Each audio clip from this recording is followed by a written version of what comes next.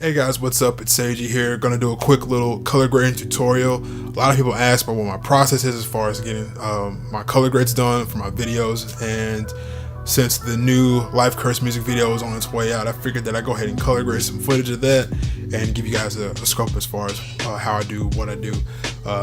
Quick little disclaimer, there is no right or wrong way to color grade your stuff. It's just it's a right way and a not so right way, and I'm kind of on the not so right way.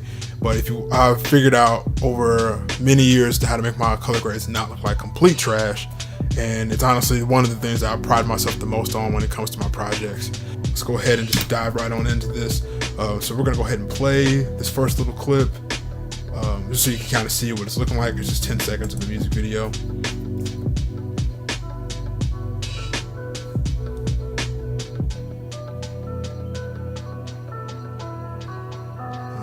Looks pretty cool, looks really chaotic, a lot of rack focusing, a lot of craziness going on. So the first thing that you want to do here is I have the adjustment layers here already, but you're going to go to your project folder and you're going to click on the little fucking icon down there, go to adjustment layer and hit OK.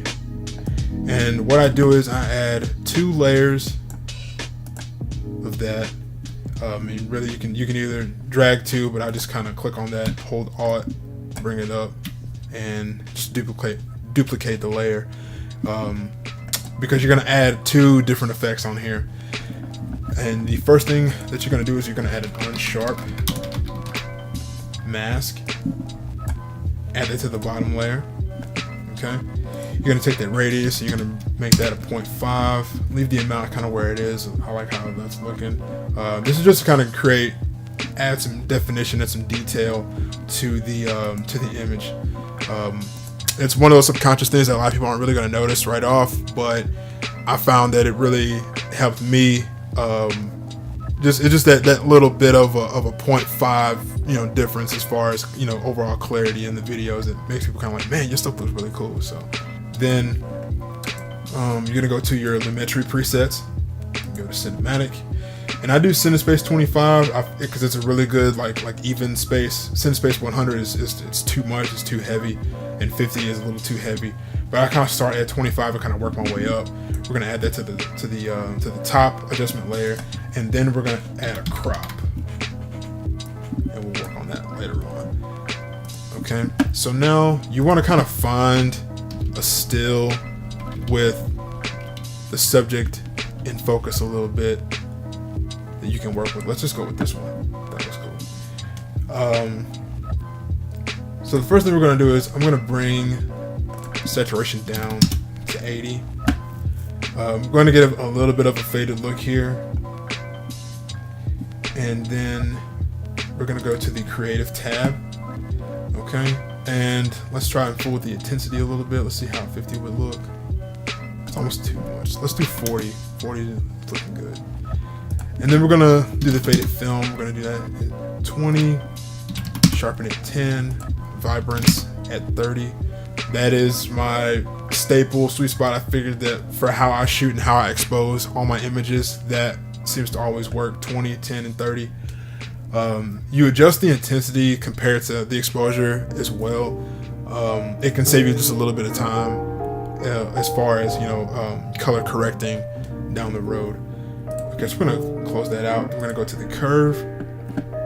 So here you have your curve. This is the magical sweet spot for all my videos, by the way. You're pretty much just playing with highlights and shadows down here. And depending on how well the image is exposed, that will determine how you play with this.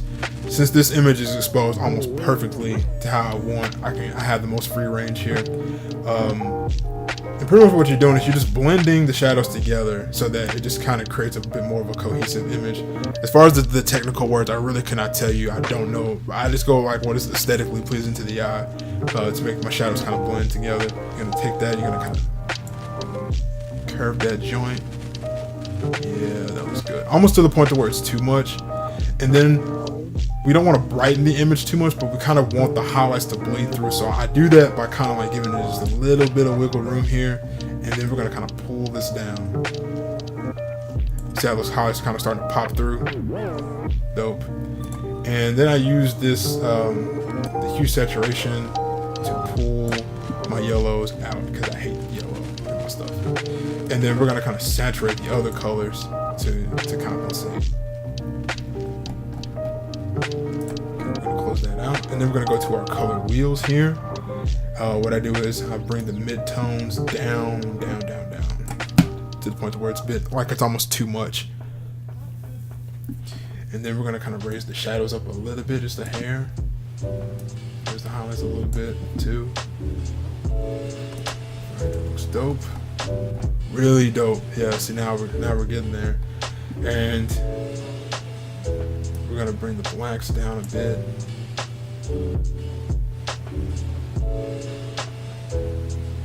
And we're gonna take the contrast. Yeah, that looks.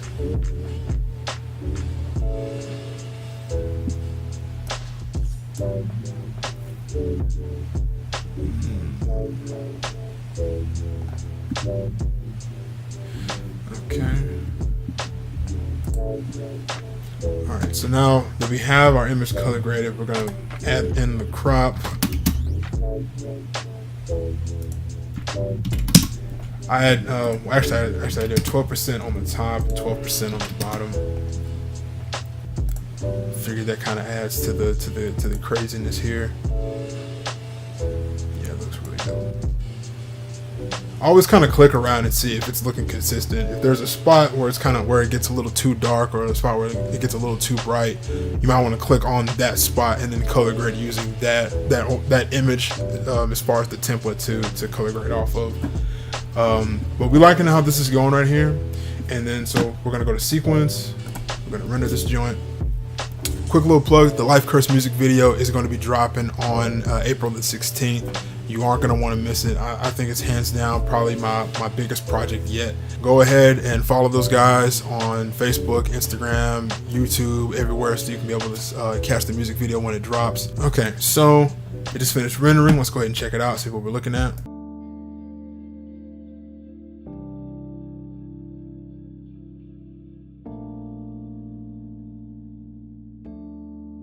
That was really fucking awesome. Quick little story too is that when we were filming this part, I was mad worried because I didn't have enough lights for the situation. I was afraid that like lighting was going to be the issue, and since I knew that I didn't have enough lights to kind of light all the different band members up, I remember that I had a big red floodlight. I set that behind him, put that on the drummer to kind of create a contrast between the vocalist and the background. So then I wouldn't have to worry about lighting him up using my white lights. And it turned out like perfect, man. Sometimes you just got to be creative, you know what I mean, when you're on the shoots and situations just don't go the way that you planned. But let's just kind of like toggle in between. So this is like with the color grade, and that's without. That's when it's taken off. That's the raw image. We just kind of toggle in between. This is also a part of my process too. After a music video shoot, I'll go ahead and I'll start doing some test color grades and comparing them and contrasting them or whatever. When I find the ones that I do end up liking, I'll always save them as a preset so that it makes the actual music video editing process a whole lot faster. So you can go here, go to save preset, just right click it, go to save preset, and we're just gonna call this Life Curse 50mm, because that's the lens that I used. And so now, whenever you want to use it, just go to your presets, and you just look for Life Curse 50mm, and you can just slap it on your adjustment layer. For me, color grading isn't really as much as making what I just shot more realistic, or you know what I mean. My thing is to make it more vivid and to kind of take the realism out of the equation altogether.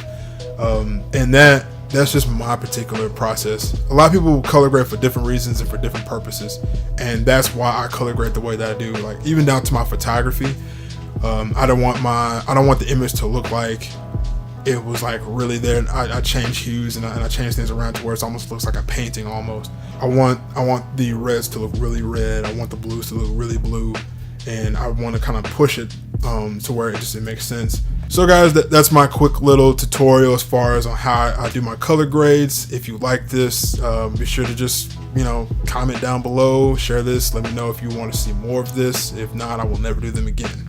Okay. Love you guys. This is AG. Peace.